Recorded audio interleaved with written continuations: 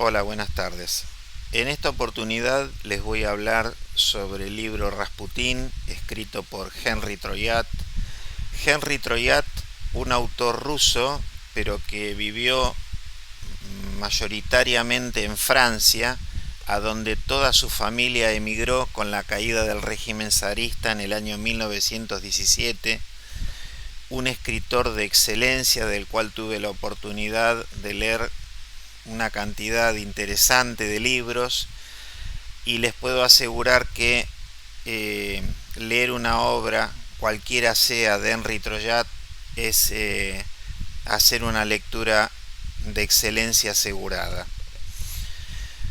Bueno, yendo al personaje de este trabajo, Rasputín, en realidad Gregorio Rasputín, nació en el pueblo de Koprovskoy, al este de Rusia, al este de Ekaterimburgo, a aproximadamente unos 2700 kilómetros de San Petersburgo. Gregorio fue hijo de una familia de campesinos acomodados, en donde sus padres fueron Efim y Ana.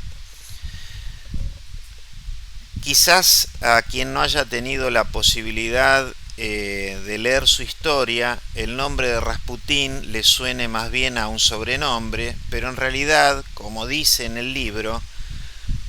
este apellido puede venir de la palabra Rasputsovo, que significa libertinaje. También podría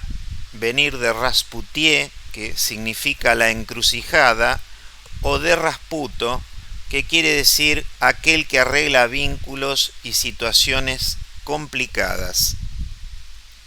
En alguna medida, esto último que estamos diciendo, lo de arreglar situaciones complicadas, fue algo habitual en la vida de nuestro personaje.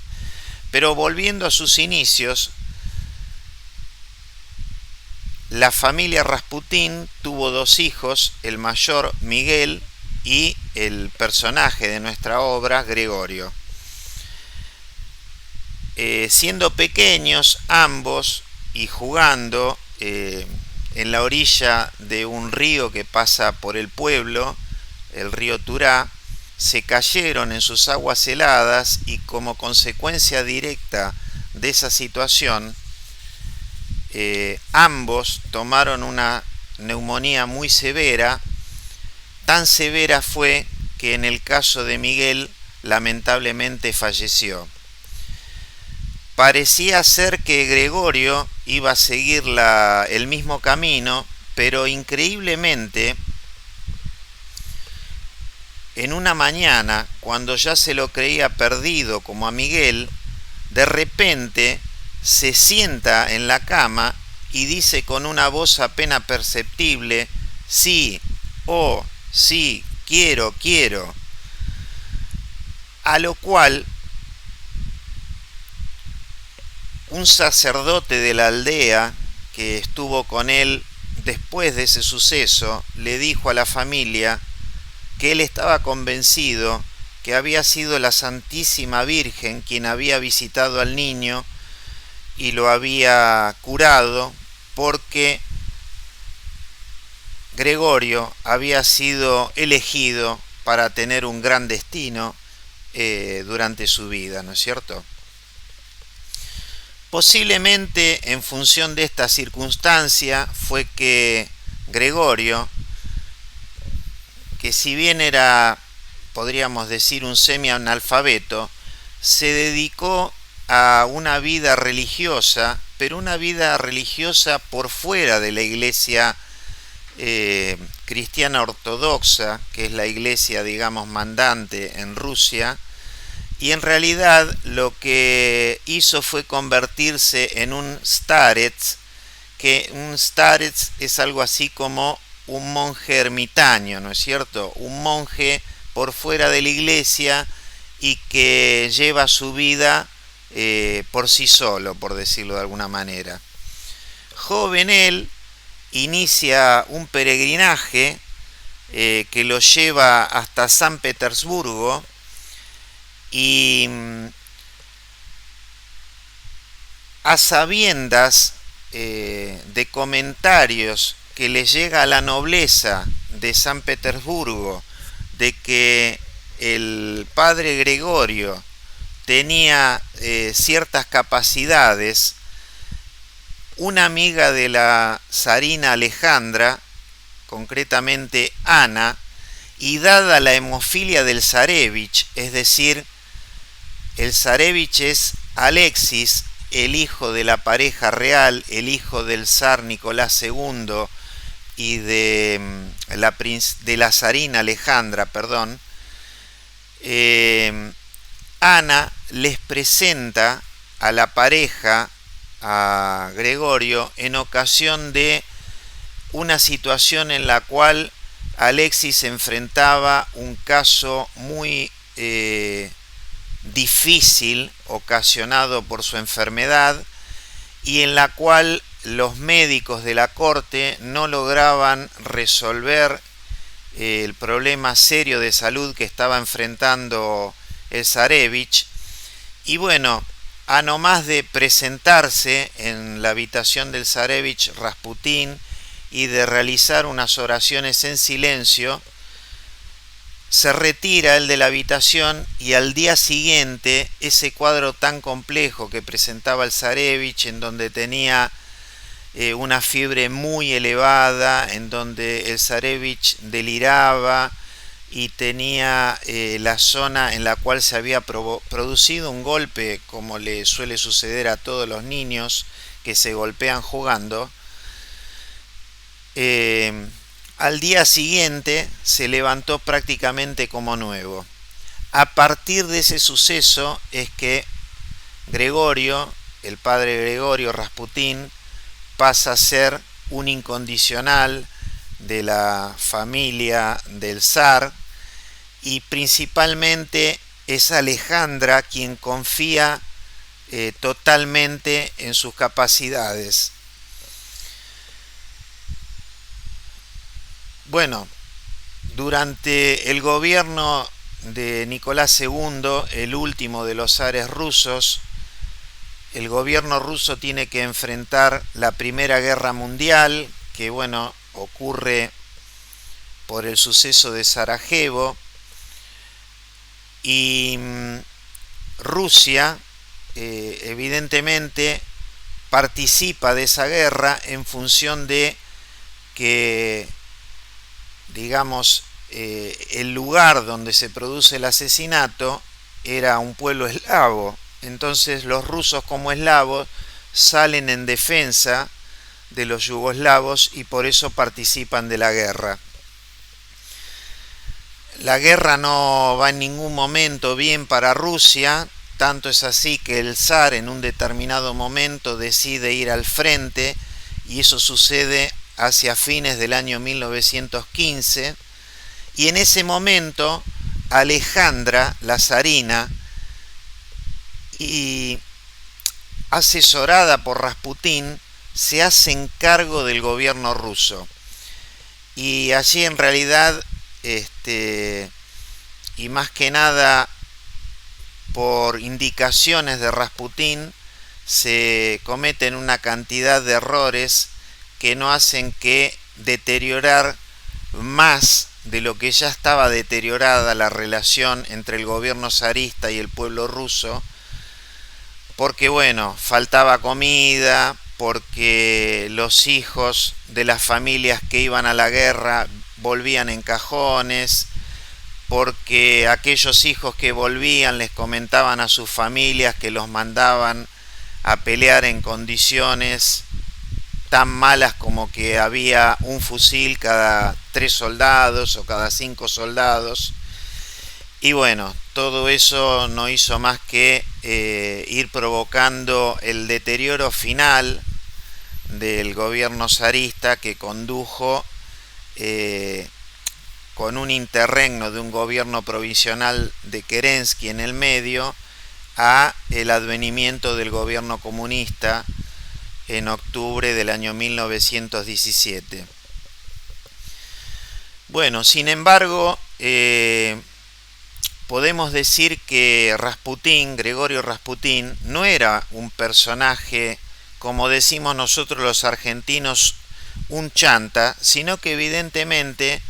este hombre tenía algunas capacidades particulares, tanto que, bueno, les voy a citar, por ejemplo, tres casos concretos, ¿no? Era como que tenía capacidad de ver el futuro o de resolver soluciones, y fue así que con esta amiga de la zarina, Ana, que lo presentó concretamente a la corte, Ana en un momento sufre un accidente muy grave y los médicos de la corte zarista prácticamente la dan desahuciada, tanto que recibe la extrema unción. Había sufrido la fractura de la columna, uno de los problemas que tuvo a consecuencia del accidente. Bueno, dado que Alejandra era, o Ana era para Alejandra su mejor amiga, y que Alejandra confiaba de manera irresoluta con Gregorio, lo llamó. El padre Rasputín le dijo que sí, que iba a ir a verla, pero bueno, se encontró con varias dificultades, que en primer momento no conseguía transporte, en segundo lugar que los caminos estaban muy difíciles porque había ocurrido una gran nevada y recién logró llegar a la noche, bien tarde a la noche, al palacio. Y entonces nuevamente se acercó a la habitación donde estaba Ana, se puso al pie de la cama, estuvo rezando. Ana estaba en un estado de coma 1, según los médicos, y él en un momento deja ese extremo de la cama, se acerca a Ana, le toma la mano, le habla, y Ana de repente se despierta y le dice: gracias, padre Gregorio, por venir. Y entonces Rasputín se da vuelta, mira a todos los que estaban en la habitación, les dice: se va a sanar, pero va a quedar muy debilitada, y se desmaya repentinamente. Bueno, increíblemente Ana, con el paso del tiempo, si bien le costó mucho, se fue recuperando, tanto que inclusive, aunque con dificultad, volvió a caminar. Rasputín también le dijo a la familia real que él estaba próximo a morir, aunque no sabía cómo, y que como consecuencia de su muerte se iba a provocar la caída del gobierno zarista, y bueno, sabemos por la historia que eso fue exactamente así. Concretamente, en relación a su muerte, un grupo de nobles que le tenían encono a Rasputín, más que nada porque Rasputín era asesor de la zarina, y la zarina, al ser Alejandra alemana, había una gran desconfianza con ella, porque la guerra principal era entre Rusia y Alemania. Entonces muchos nobles pensaban que la zarina en realidad era una espía alemana dentro del gobierno ruso, ¿no es cierto? Entonces un noble ruso, Félix Yusupov, posiblemente en ese momento, después del zar, el hombre de mayor fortuna de toda la Rusia, que si bien no era un pariente directo de la pareja real, estaba casado con una sobrina del zar que era Irina, y a su vez Irina era ahijada de la zarina Alejandra. Félix Yusupov, junto con otro grupo de nobles, idearon la forma de asesinar a Gregorio Rasputín, para lo cual lo citaron en la casa de Félix Yusupov, le dieron de comer comida envenenada con cianuro, y a pesar de haber comido y tomado bebidas contaminadas fuertemente con cianuro, no fue eso que lo mató, sino que dado que la muerte no acontecía, finalmente Félix Yusupov, bueno, le disparó con un arma de fuego en varias ocasiones, y finalmente terminaron tirando el cadáver dentro de un río, razón por la cual el padre Gregorio estuvo desaparecido durante aproximadamente unos 15 días. Bueno, cuando encontraron su cadáver, la zarina Alejandra pidió de enterrarlo, digamos, en los terrenos del palacio, y en razón de esa situación es que ella prácticamente todos los días iba a ofrecerle una oración a la tumba. Y bueno, al tiempo, aproximadamente al año y medio de su muerte, o quizás poco menos, cayó el gobierno zarista. Cuando cae el gobierno zarista, la gente del gobierno provisional exhuman el cadáver de Gregorio Rasputín y lo terminan incinerando, ¿no es cierto? Así que bueno, una historia realmente muy interesante, una historia de vida en la cual a Rasputín le tocó, como le dijo aquel sacerdote en su pueblo natal, cuando él estaba enfermo de neumonía, le tocó pasar por una cantidad de situaciones que fueron muy importantes para la historia, de modo tal que, bueno, les diría que es un libro totalmente recomendable, y un libro que está enlazado con otro que tenemos dentro del canal, que es aquel que se llama Nicolás y Alejandra, de Robert Massi.